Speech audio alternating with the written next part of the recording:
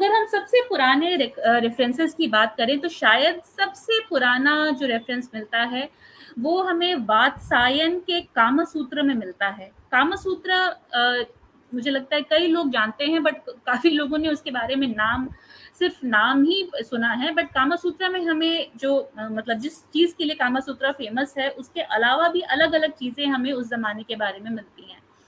वहाँ पे उन्होंने उस समय के त्योहारों के बारे में भी डिटेल में बताया है, और इसी बीच में उन्होंने इस रात को बताया है कि वहाँ पर एक सेलिब्रेशन होता है, एक फेस्टिवल का, कार्तिक महीने की व्हाट यू कॉल इट का की अमावस्या के दिन, जिसे यक्ष रात्रि कहते हैं।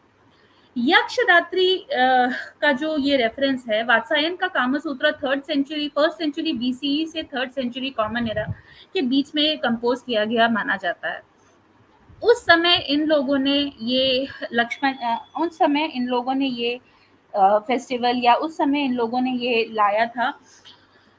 और ये जो मतलब इस फेस्टिवल को हेमचंद्र, जो कि एक जैन स्कॉलर थे 12th सेंचुरी के, वो he was the first person जिन्होंने कहा कि ये यक्ष रात्रि ही दिवाली है। इसकी बहुत सारी बातें ये है कि जो लक्ष्मी है उन्हें भी यक्ष देवी कहा जाता है। कई लोग कहते हैं कि वो यक्ष से रिलेटेड है। सिमिलरली कुबेर जो कि धन से रिलेटेड है, जो कि सारे के सारे जितनी भी धन दौलत है उसका कोषाध्यक्ष है, वो भी एक यक्ष हैं।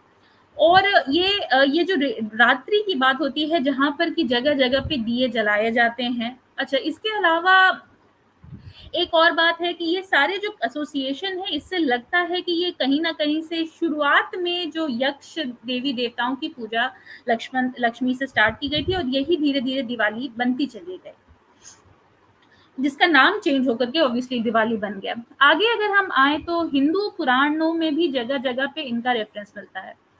पुराण जो जितने भी पुराण जो इनके बारे में बताते हैं, वो जनरली थर्ड सेंचुरी से 10th सेंचुरी कॉमन इरा के बीच में लाई करते हैं। और जनरली ये चारों जो टेक्स्ट हैं उसको 5th सेंचुरी से 7th 8th सेंचुरी के बीच का माना जाता है, ये सारे पुराण।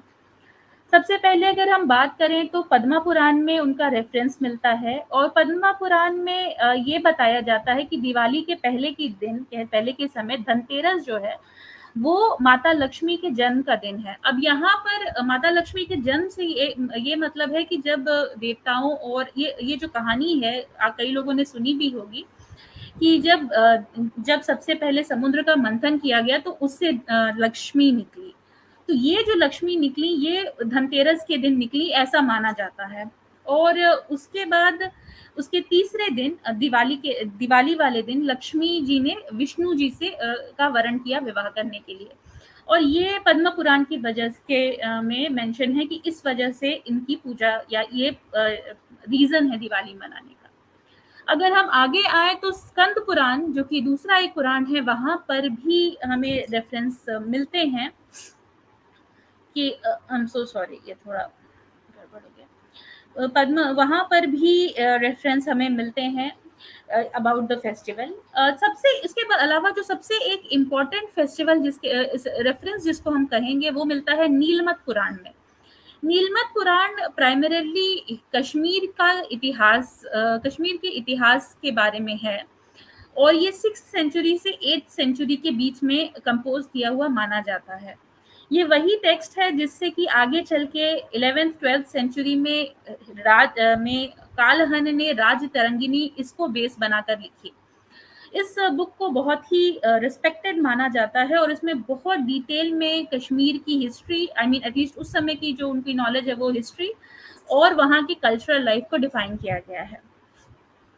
इस जगह पे ये लिखा गया है, इसमें बताया गया है कि यहाँ पर बहुत ही डिटेल में उन्होंने फंक्शन के बारे में बताया गया है कि चारों तरफ दिए जलाए जाते हैं, जगह जगह पे फेस्टून्स, यानी जगह जगह पे फूलों की या पत्तों की लड़ियां लगाई जाती हैं, घरों को डेकोरेट किया जाता है, अपने प्रियजनों को गारमेंट्स या कपड़े गिफ्ट किए जाते हैं, ब्राह्मण्स को अलग अलग तरीके के उपहार दिए जाते हैं, सर्वेंट्स को दिया जाता है। और बहुत ज़्यादा एंजॉय किया जाता है, अच्छे अच्छे खाने बनते हैं, सेलिब्रेशन होता है और लोग अच्छे अच्छे कपड़े और ज्वेलरी पहन के निकलते हैं। जो ये सारी बातें इन लोगों ने नीलमत पुराण में लिखी थी 6 to 8 सेंचुरी में, आज भी प्रैक्टिकली हम ये सारी चीज़ें फॉलो करते हैं। We exactly do exactly these things. In fact ये जो सर्वेंट्स को गिफ्ट देने का जो ट्रेडिशन बताया गया था दिवाली में, ये तो मतलब एक थोड़ा डिफरेंट टाइप का है, which is not very common in any of the festival, और ये आज तक चलता आ रहा है। अगर हम बात करें तो अगर हम आज तक इसके बारे में बात करें तो आई एम सॉरी मुझे कुछ मैसेज आ गया तो मुझे देखना पड़ा।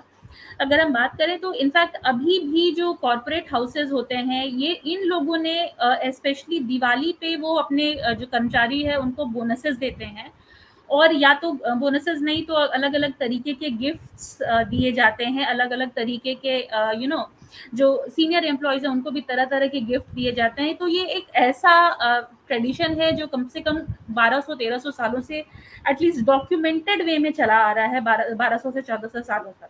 उसके भी पहले से तो पता नहीं कब तक होता आ रहा होगा, क्योंकि ये नीलमत पुराण में बहुत अच्छे से डिटेल में मेंशन्ड है। और नीलमत पुराण, एक और बात मैं बता दूं, नीलमत पुराण जो मेंशन्ड है वो एक मतलब बैकडेटेड टेक्स्ट की तरह है। ये उन्होंने नहीं लिखा है जैसे कि हम आज का कहानी है तो हम आज के हिसाब से लिख रहे हैं, नहीं, उन्होंने लिखा है कि ये नीलमत पुराण जन्मेजय और वैशंपायन जो कि महाभारत के पात्र हैं, उनके बीच के कम्युनिकेशन की तरह लिखा गया है, जैसे कि ये बात बहुत पहले हुई थी और उसको अभी हम लोगों ने लिखा है।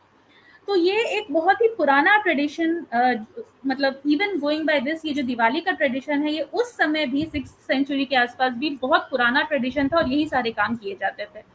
इससे हमें एक बात पता चलती है, इनफैक्ट अगर हम भंडारकर ओरिएंटल रिसर्च इंस्टीट्यूट की माने तो प्रोबेबली दिवाली सबसे पुराना एग्जिस्टिंग फेस्टिवल है जो कि अब तक मनाया जा रहा है।